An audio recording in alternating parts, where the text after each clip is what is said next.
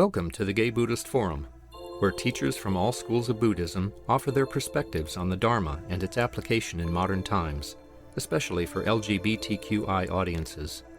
These talks are offered freely to the world and made possible by appreciative listeners.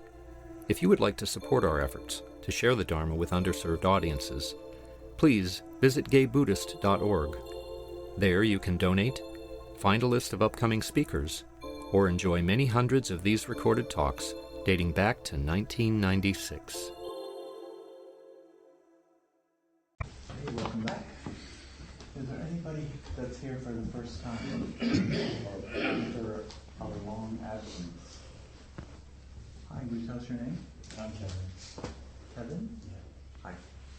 We'll try to make you feel welcome in the social time. Hi. Hi, Tom. Tom. Welcome. It's our custom to go around and say our names. I always like to suggest that maybe you just take a breath after the person before you. We're not rushing through it, but we're actually acknowledging that we've heard a name and then before we prepare. My name is Joe. I'm Tom. Grisha. I'm John. My name is Oswaldo. I'm George. Orlando. David. Jack. Richard. I'm Tim. My name is David. Paul. My name is Mark. Michael. My name is Drew. I'm Hal. I'm Clint. Jay.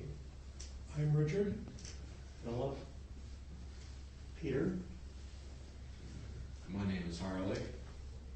My name is Jerry. My name is Matthew. I'm Greg. I'm David. Max. Scott. I'm Tom. I'm Joe. My name is Michael. I'm Brad. Rob. I'm Seamus. I'm Ed. Larry. My name is Ray. Jeff. My name's David. My name's Tommy. I'm Kevin. Baruch. My name's Francesco. The Joes win. Our speaker today is Dhammachari Danadasa.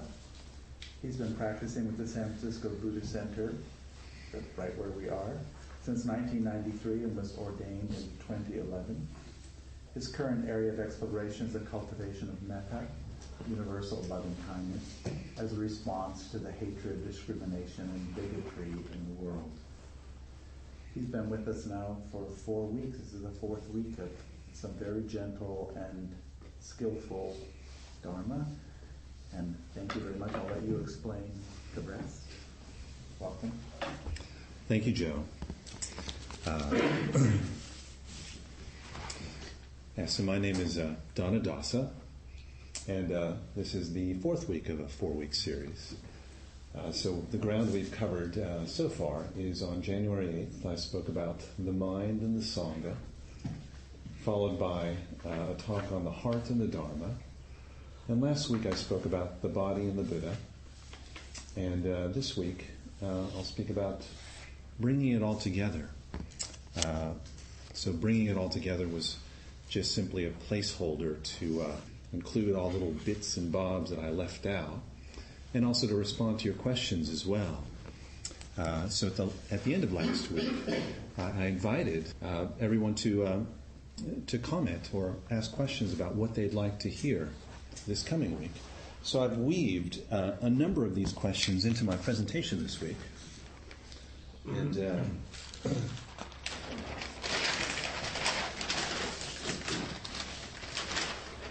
there was a set of questions that were very practical, and I'd like to address those first. So Tom asked this question about, how do we not fall into this trap of I must have, I must not have. And Hal asked a question about how do we overcome sloth and torpor. How do we respond creatively to that? Joe asked about can I say something about or give some tips about noticing when we get stuck and how do we go about getting unstuck. And then Michael asked a question about how do we undo aggression towards ourselves. So these are all very practical questions.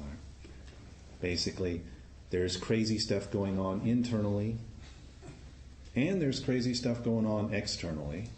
Lots of crazy stuff. Of course, what happens externally affects what happens internally. What happens internally affects how we experience the external world. Crazy shit is happening. What do I do? That's what I'm going to address first here.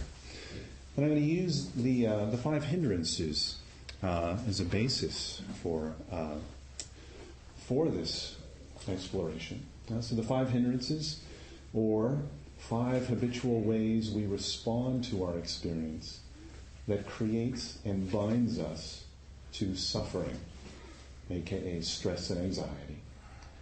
And these 5 hindrances, there's doubt in the center. So I'm going to say more about doubt, because there's a reason that this one's in the center.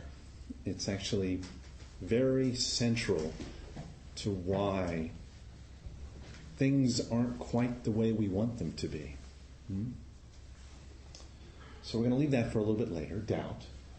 So these two here, left and right, sloth and torpor, and restlessness, are about energy. Here's too much energy. Here's perhaps not enough energy. Sloth and torpor, just feeling lazy.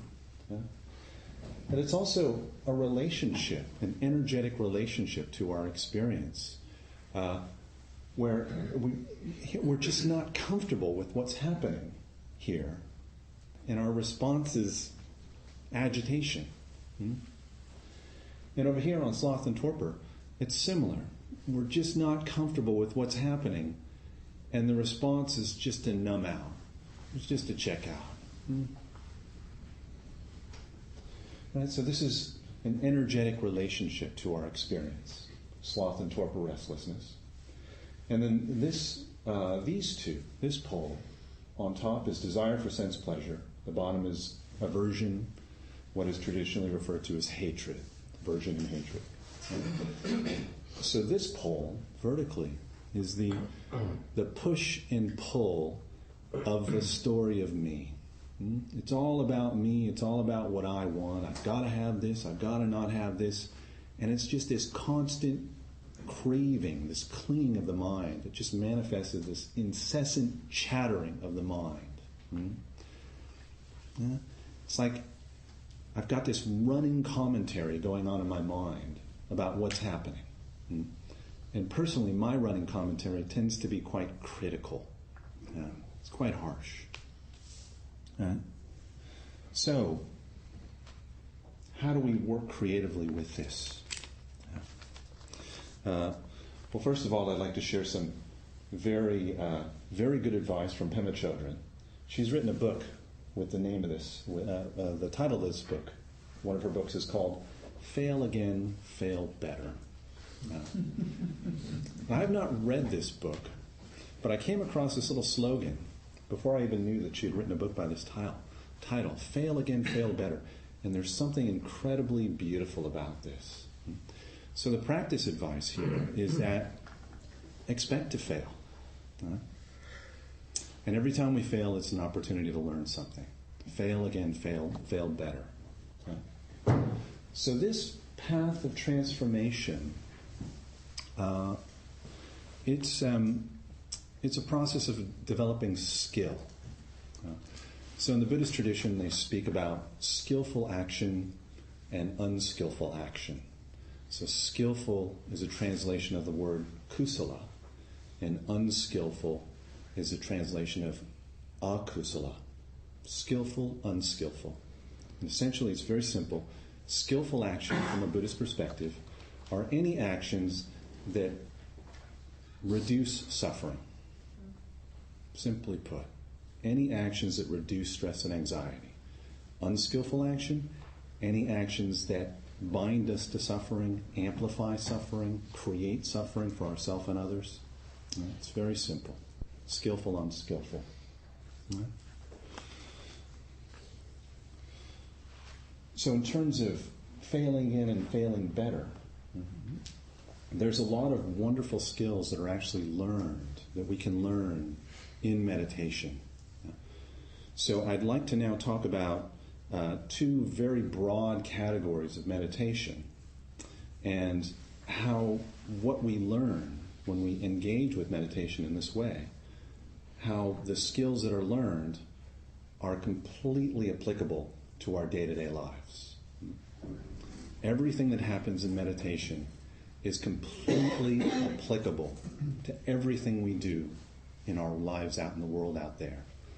So this idea of on-the-cushion practice and off-the-cushion practice, if this paradigm is in your mind, it's a very good thing to explore, right? Because in fact, there is no on-the-cushion, off-the-cushion. It's all just one thing. On the cushion, we're developing skills. So, two categories. Traditionally, they are referred to as samatha and vipassana. Samatha, vipassana. Samatha is typically translated as calming. Calming. So samatha, calming. Vipassana is typically translated as insight. So you have meditations which lead towards calm, and meditations or ways of meditating that lead towards insight. Perhaps I'll say insight. Meditations that lead towards clarity of seeing. And clarity of seeing refers to any way of seeing that, again, reduces suffering. So calming, insight.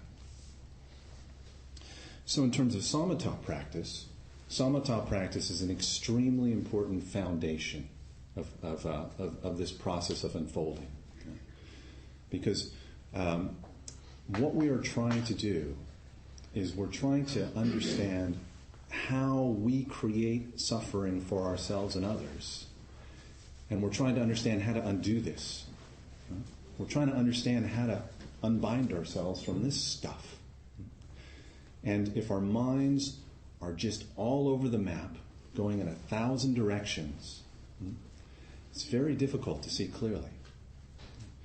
So we need to establish some degree of mental clarity, stability, emotional clarity, and emotional stability in order to begin to see clearly what's going on here. So this is samatha.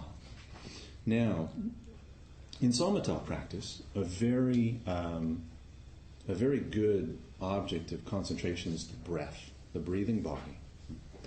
So in samatha practice, one of the practices that I do is called the mindfulness of breathing. And the instruction is very simple. You simply count your breath. So in breath, out breath, 1. In breath, out breath, 2. Count to 10. Get to 10, come back to 1.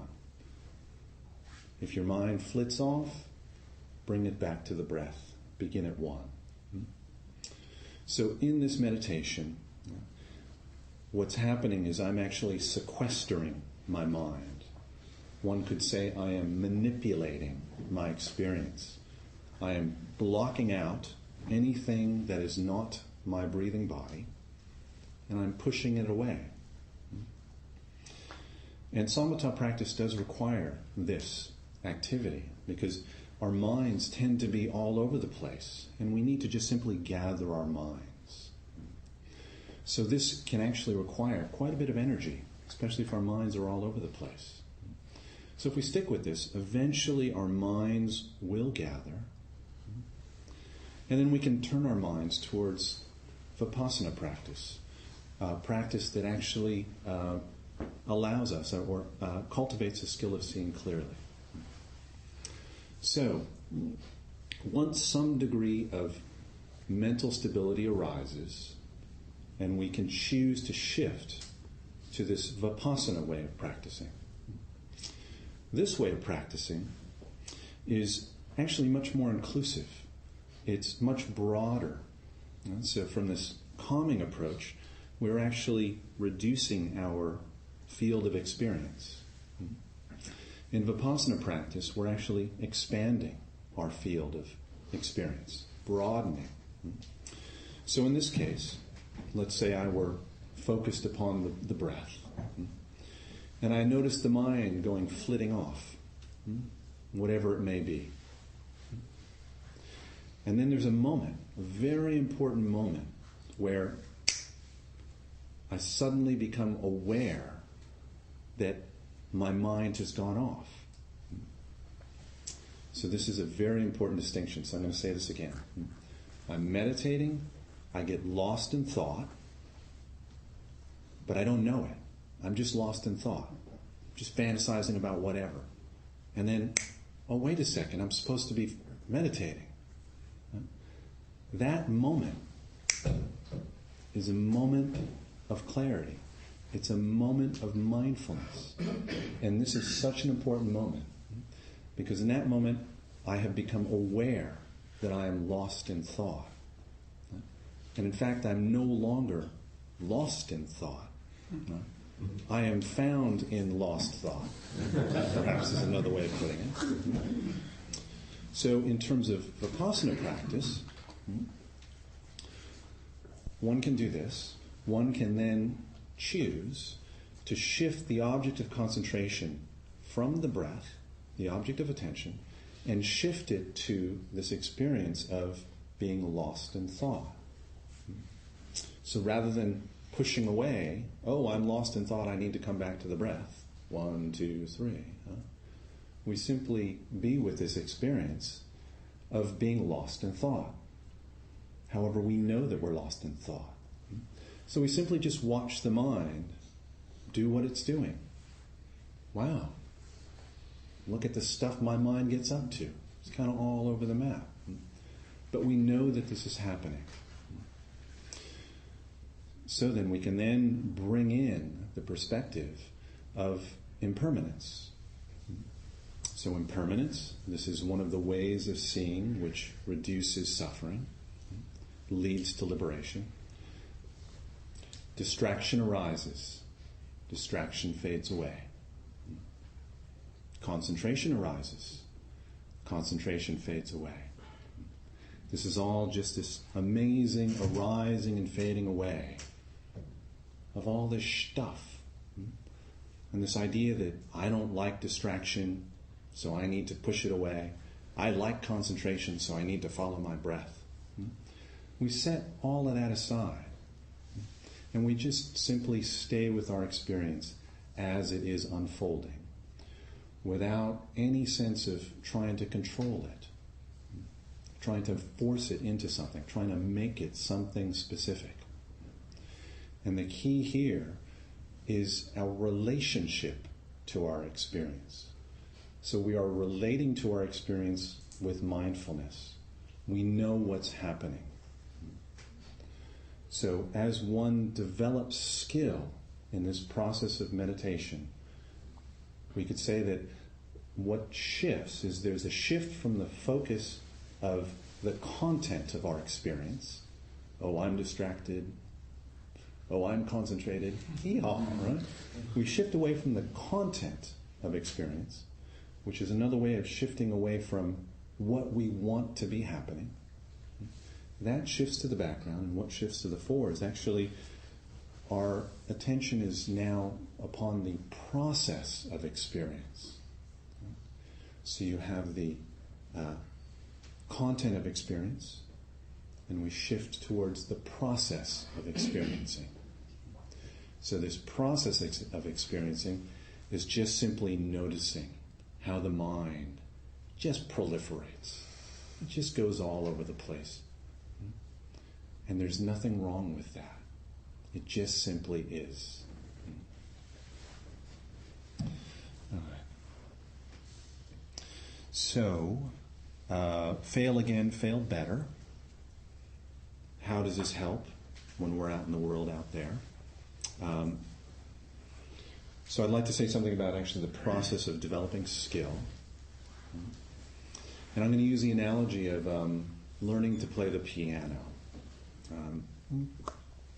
So imagine you decided you wanted to learn to play the piano. Probably be a good idea to find a piano, find a teacher, find some piano books, practice, that sort of thing. Maybe find other people who play the piano, that sort of thing. Right? So it's clear that when we want to develop skill, we have to know what to do to develop skill. So imagine if you had the idea in your mind that you would never play a wrong note. Or even imagine this: every time you played a wrong note, you went, "Oh, I can't do this. Oh, I'm such a loser. And what's wrong with me? Oh, everybody else can play the piano, but I can't." Right? Imagine if that arose in your mind every time you played a wrong note. You would never, ever learn to play the piano if this was what was going on for you. So failing is simply a way of learning. And it requires practice to develop skill. And it requires a lot of practice to develop mastery. So there is this old saying in psychological circles about mastery, that mastery requires about 10,000 hours of practice. Has anybody heard this before? Yeah. I mean, it's quite a truism. 10,000 hours, that's a lot of practice. And coming back to this, again, around the topic of developing skill, this quote up top, I shared with you last week. Transformation arises from the cumulative effect of many small actions. Many small actions. So we can think of this. Every time we sit down to meditate, it's like sitting down at the piano to practice your scales. It matters. And you're going to have to do this for 10,000 hours to develop mastery. Right? This is a long path. It's not going to happen instantly. But every time we sit down and meditate, every time we have a clear understanding of our mind, this matters. It really helps. So this picture here is a little diagram from it's a diagram of from a model for adult learning, which again is totally related to developing skill. So in terms of adult learning, what I've drawn here is kind of two concentric circles. So inside the center circle, I've written comfort, and then in this second region here, I've written discomfort, and then in this third region, outside this larger circle, I've written horrified anxiety. So comfort, this here it's just sex, drugs, and rock and roll. Whatever that means to you. I just want to be comfortable. Leave me alone.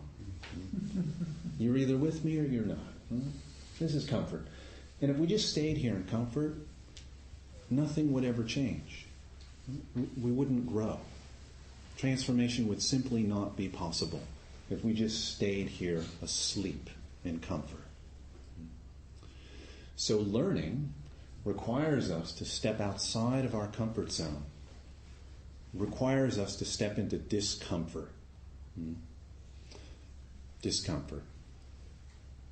However, if we step too far, if we bite off more than we chew, more than we can chew, we will find ourselves out here in this third region of horrified anxiety. So, what was I thinking signing up for this 10-day retreat? Oh my God, I'm freaking out. So that's why this path of practice, it does require a gentle approach, a gradual approach. Else we'll find ourselves out here in this horrified anxiety. And out here, we just freeze. It's either flight, or fight. Sure, there's some other options in there. It's not helpful to be out here. So, we're sort of aiming somewhere in here, in this discomfort.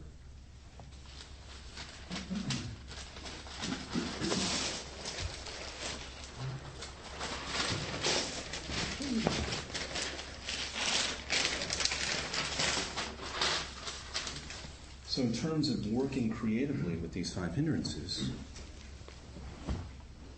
it requires us to actually broaden our awareness to include what's happening here.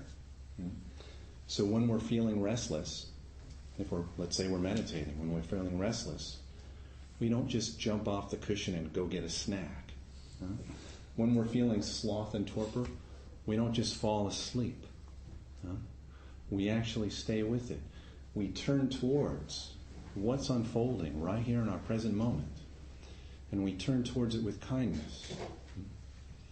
So kindness, it means not beating yourself up for not being a good meditator. It can mean lots of different things.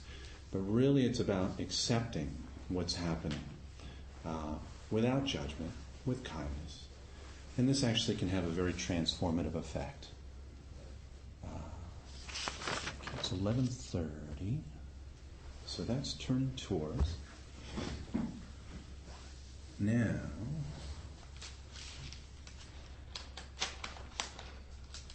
turning towards.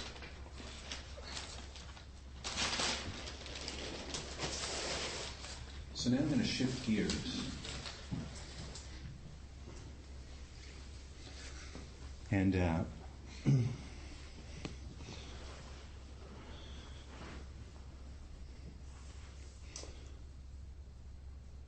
on one hand, it's quite easy to turn towards what we can see. Our human interactions, our neuroses that we can see. But in fact, there's a lot more going on than what we can see. So what I've drawn here is that there's a picture of the Buddha, and the Buddha is sitting underneath the Bodhi tree. So the Buddha, when he became enlightened, he was sitting beneath this Bodhi tree, which is in Bodh Gaya in India. And what I've written up at the very top there, it says light in Apollo, and down here is dark and Dionysus. And these are two Greek gods, Greek archetypes. And I've written over here on the left, it's the tree of knowledge. So the Bodhi tree is another appearance of the tree of knowledge. The tree of knowledge, it's quite a common archetype throughout many indigenous spiritual traditions and modern spiritual traditions as well. The tree of knowledge. And this here, the diamond throne, which is a translation of the Vidrasana. It is said that every enlightened being, every Buddha, has become enlightened in the same spot in the universe, in the exact same spot in the universe. And this spot in the universe is called the diamond throne, the Vidrasana. So now if one were to take this literally, one would think, oh, I need to go to India, to Bodh Gaya, and I need to sit underneath the Bodhi tree because that's where the Buddha saw it, and that's where the diamond throne is. However, one shouldn't take this literally. We are now entering into the realm of symbolism, of myth, of archetype. So in fact, the diamond throne is simply our bodies. This is the diamond throne. This is the place where we come home. This is the place where we find liberation. It's in our own bodies. Our bodies are the diamond throne. So this tree of knowledge, we can think that, many people do actually, it's quite common in Buddhism, is to have this paradigm in Buddhism of moving towards the light, of receiving wisdom from above. Even this turn of phrase, enlightenment, has the word light in it. So the tree of knowledge has that symbolism in it, of growing up, branches reaching towards the heavens and receiving wisdom from above. This can be the light. We receive wisdom from above. And we can also receive wisdom from below. And this wisdom from below This here symbolizes our deeper energies, the deeper stratas of our mind. So in common, modern language, this represents our subconscious and our unconscious drives. That which is unseen, that which to some extent is unknown. Well, by definition, the unconscious is unknown. And here, we can actually receive wisdom from below. So what does this mean? What does this mean to receive wisdom from below? Well, down here, this is where our deepest fears and neuroses reside. It's down here. This is where I'm not lovable resides. There's something wrong with me resides. I'm bad, I'm broken, I don't fit in. Our deepest woundings are down here. So the invitation here is to actually turn towards our shadows. Again, to quote another Pema Chodron book title, to turn towards the places that scare you. The places that scare you. And the value of doing this is we're actually turning towards these places, our shadows, with kindness, as a way of reclaiming them, as a way of accepting them. And when we turn towards the darkness, something very magical happens, something very alchemical happens. And words don't really capture this. So it's much better to use the language of poetry rather than trying to describe this to you literally. So what I'd like to do now is actually to read a little poem from Joseph Campbell about the descent. Yeah, so I'd like to invite you all to just get comfortable in your meditation postures.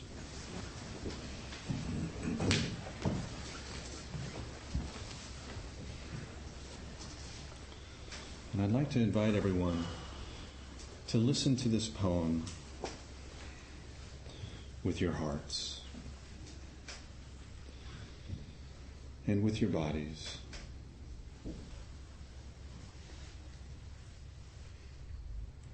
And to not grasp after the words, but rather just to notice your response.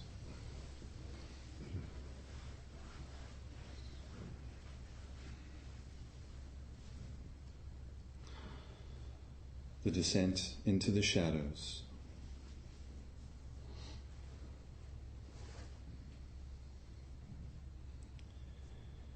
It is by going down into the abyss that we recover the treasures of life. Where you stumble, there lies your treasure.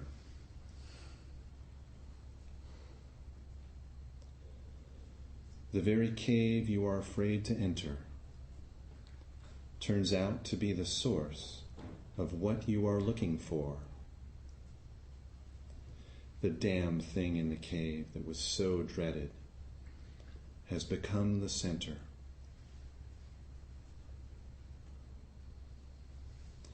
You find the jewel and it draws you off. In loving the spiritual, you cannot despise the earthly. The purpose of the journey is compassion. When you have come past the pairs of opposites, you have reached compassion. The goal is to bring the jewel back to the world, to join the two things together. The separateness apparent in the world is secondary. Beyond the world of opposites is an unseen but experienced unity and identity in us all. you must return with the bliss and integrate it. The return is seeing the radiance everywhere.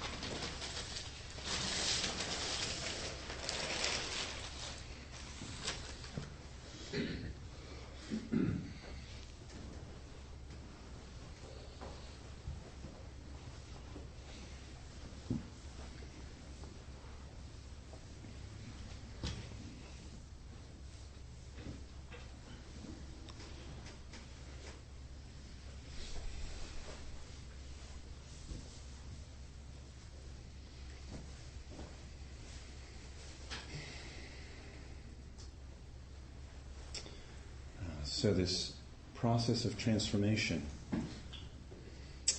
it is a process of broadening our awareness. It's a process of noticing how we habitually parse our experience into stuff we like and stuff we don't like and stuff we don't care about. It's a process of noticing how we grasp for what we like, push away what we don't like, and just ignore the stuff we don't care about. We're parsing our experience all the time. It's constantly happening. And the path of practice is to actually begin to relax that process, to loosen up that process, to broaden our experience, to be much more inclusive, to do this gradually. So this was one of the practice commitments I'd written up on the board last week for broadening awareness. This is an incredible skill here, to pause, to relax, and to open. And then to ask ourselves these questions.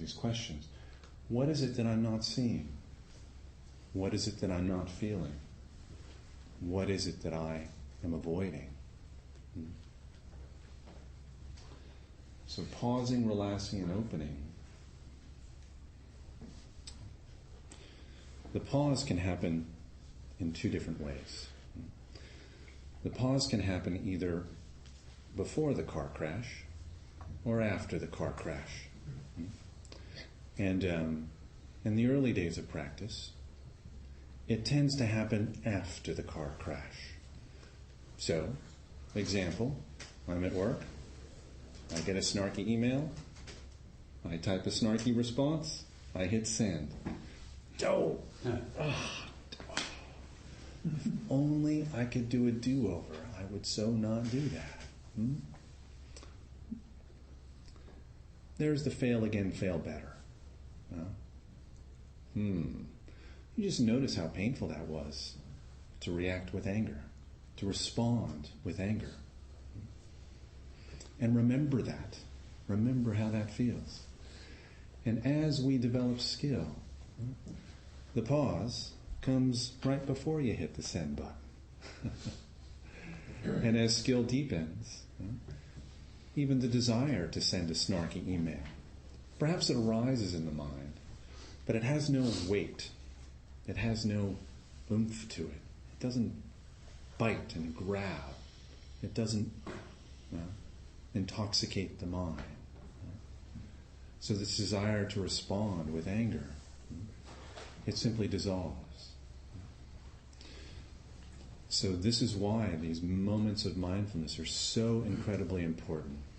When we notice we're lost in anger, once we notice, what presents itself is a choice to not continue down that path, to continue to respond with anger, and instead to just pause, to just relax, just take some deep breaths, and just open up. just to broaden our perspective.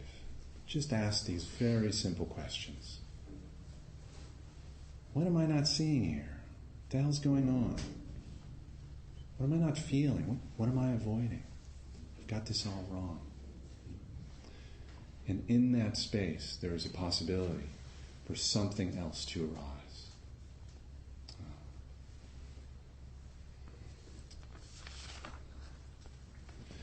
Okay, I would like to conclude this talk and actually conclude this 4-week series with just a simple practice of rejoicing in merits. So I have really, really enjoyed being here with you for these 4 weeks. It's just been an absolute delight for me.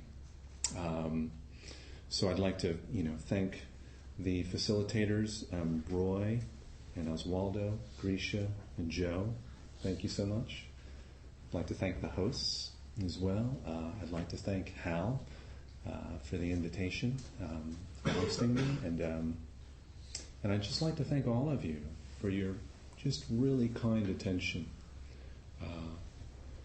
This space, the San Francisco Buddhist Center, this is my spiritual home, and I now feel very connected with GBF. I feel that I am now practicing with you, that we are all practicing together. And this space in particular, I'm sure everybody notices it. When you enter into this space, there's something about this space that's just very calming. And the reason is because there's a momentum of practice that's happening in this space.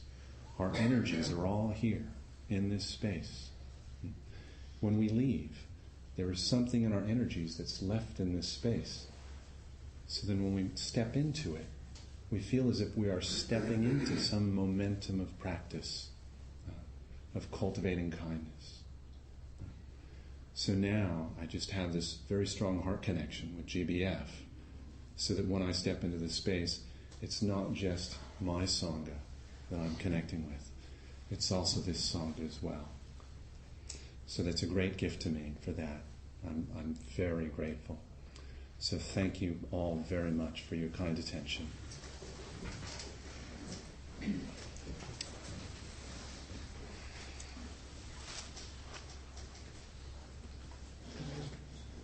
We could have time for a few little questions if you're receptive to that. You bet. Mm-hmm. Anybody?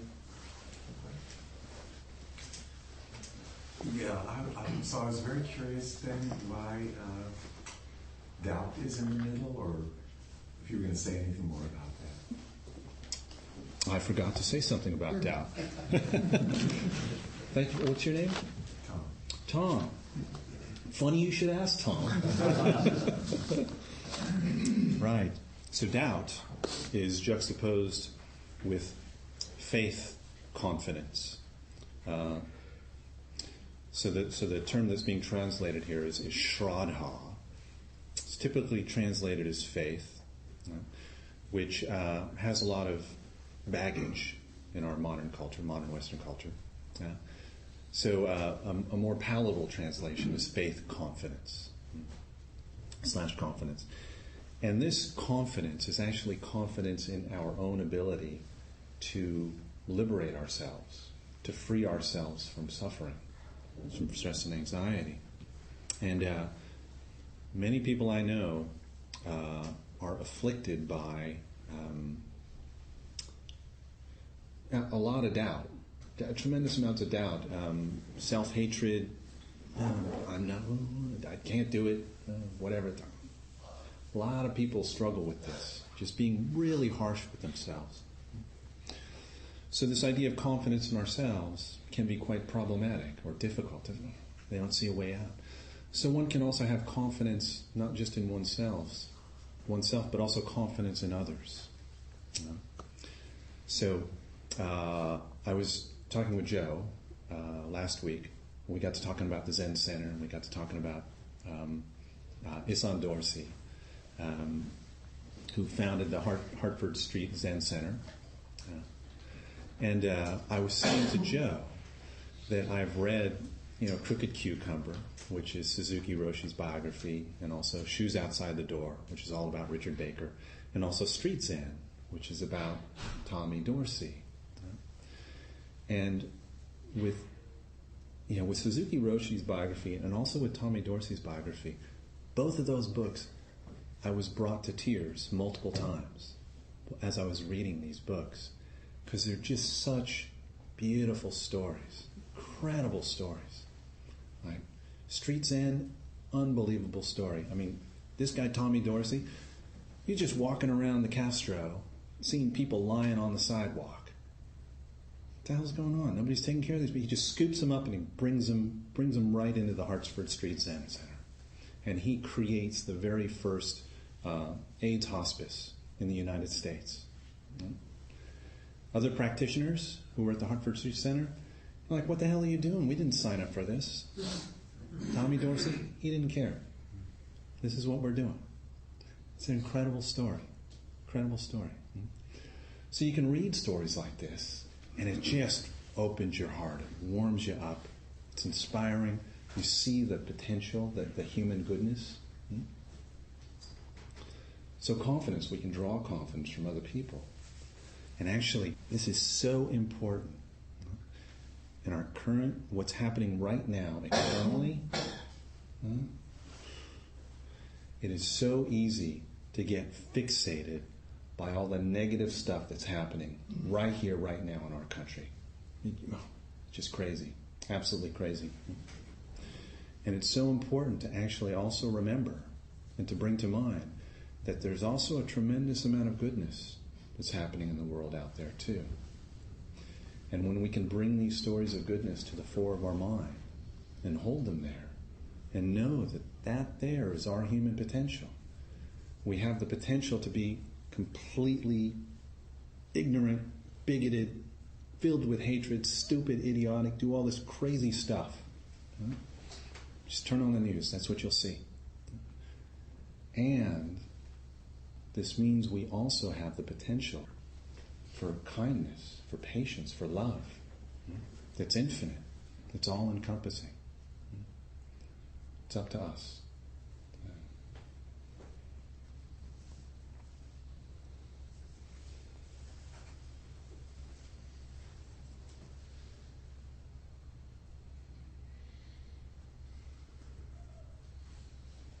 Michael.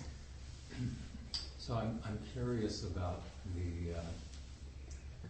the unconscious and the darkness part of your graphic there, and I think that can be a place of horrified anxiety for a lot of people. And I think in the counseling work I've done, I've noticed that stillness can bring that up. So people compulsively stay in motion to keep that away. So I'm just wondering, from the Buddhist perspective, at what point do you suggest help? Because there's a whole psychological dimension. Yes. To that, and it seems potentially dangerous to feel like I can just do all this on my own. I can turn toward that and work through it myself. Yeah, that's a fantastic question, and it's very interesting because in one of the suttas in the Pali Canon, which is the written teachings, recorded teachings of the Buddha, it's called the Karaniya Metta Sutta, which is the Sutta of loving kindness. And in this sutta, in the very beginning, he speaks about prerequisites. And one of the prerequisites for practice is one must be capable. One must be capable. So, to practice the Dharma does require a certain level of emotional and mental stability and emotional and mental intelligence as well. I know people who would greatly benefit from therapy, absolutely. And you can't really make a rule about it. You really can't.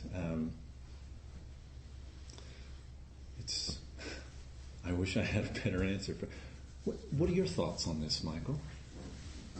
Well, I've always been very psychologically minded, and I'm drawn to Buddhism because I think it includes the psychology of the mind. But I also, was in therapy for 4.5 years, and I certainly would recommend that as an adjunct to practice for people who were dealing with, the rumblings of sort of conditioning, old stuff. The story of me, as you called it. Yeah. I think that can be those things can be unconscious, but that unconscious can be in the driver's seat a lot of the time. Yeah. So, I would say get help, or at least be in community where you're getting a lot of feedback. Yeah. I would say this as a practitioner, within a community. When I come across people who, for me, fall into that category of you need therapy, those are the people who tend to, I have this category of vampires, like emotional vampires. I spend time with them and it's like they're sucking my blood. Because it's all about them, it's all about their problems. And it seems like it's the same old story over and over again. And I just glaze over, blank out. I just can't. And then I just avoid them. Like that. So you kind of see these things which people are just, their neuroses are running so deep. So that's a much more black and white example. But I would say, in general, no matter what it is we're doing, where we are on the spectrum, to have allies, to have support, people you can speak with, who will listen without judgment and are there to help, it's a good thing.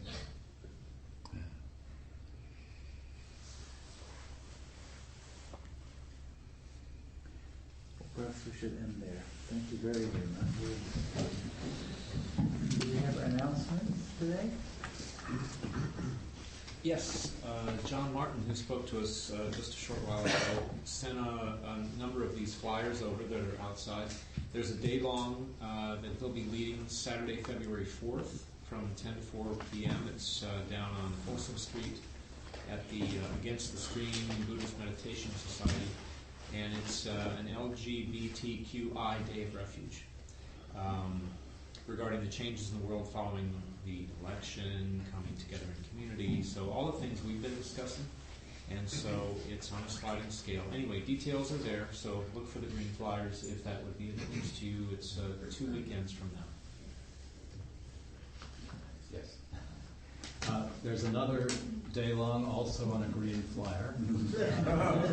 That's our very own day long on Saturday, March the 25th. It's with Heather Sundberg, who's a teacher who speaks to us at least once a year.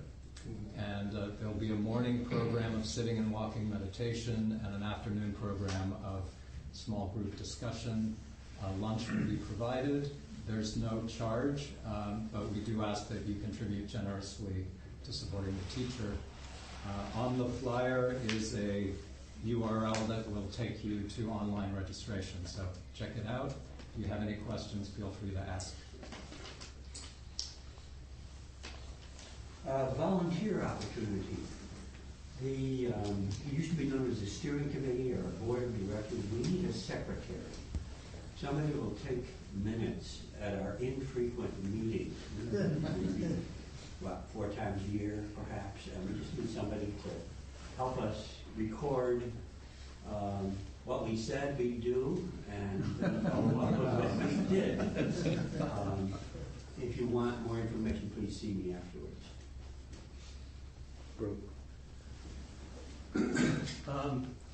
There's a 2-week retreat coming up in the end of March for LGBT and gender-conforming people. It's going to be down in Yucca Valley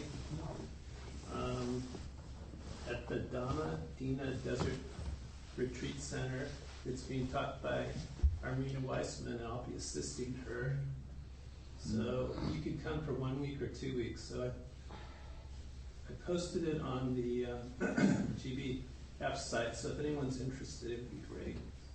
You'd be very supportive to me if you came. Yes, my name's Harley, and I just have a quick little note. I have a challenge of a long-term renter tenant in the Bay Area having to leave because of the landlord. So just putting it out there, if anybody knows of any short-term, long-term, share, whole apartment, half apartment, any leads on housing, just throwing it out there. Thank you. I want to say that just on the other side of this wall, on the credenza, there's a lost and found collection of items in 2 brown paper bags. Danadasa brought, and some other items, you'll see them there. Please look through that and see if any of it's yours, because they're going to donate the community thrift in a couple of weeks if no one takes it. So check that out right there. Also, there are queer Dharma books that are free on the coffee table. And also that we run this thing with your dana, with your generosity. So we really suggest that you give as you can. Do we have a host today? We have a host. Hi. So there are cookies and fruit out there. There's hot water available for tea. Please put your cup in the dishwasher when you're done. There's a sign-up sheet here on the credenza if you want to get on our newsletter.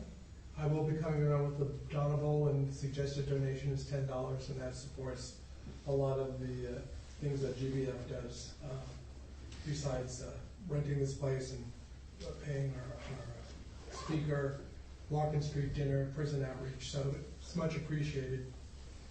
Sometimes people go out to dinner. They generally meet out by the door. You might consider actually inviting someone to join you. And I think that pretty much covers it. Okay, let's join for dedication.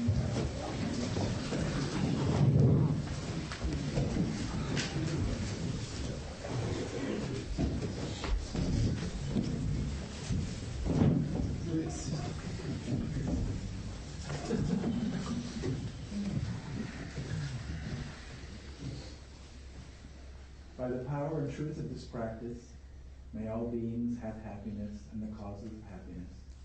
May all be free from sorrow and the causes of sorrow. May all never be separated from the sacred happiness which is without sorrow. And may all live in equanimity, without too much attachment or too much aversion, believing in the equality of all that lives.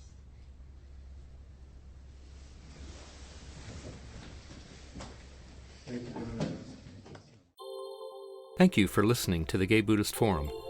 If you would like to hear several new talks per month and be notified of upcoming speakers so you can participate live, please subscribe to this podcast, like us on Facebook, and join our mailing list by visiting gaybuddhist.org.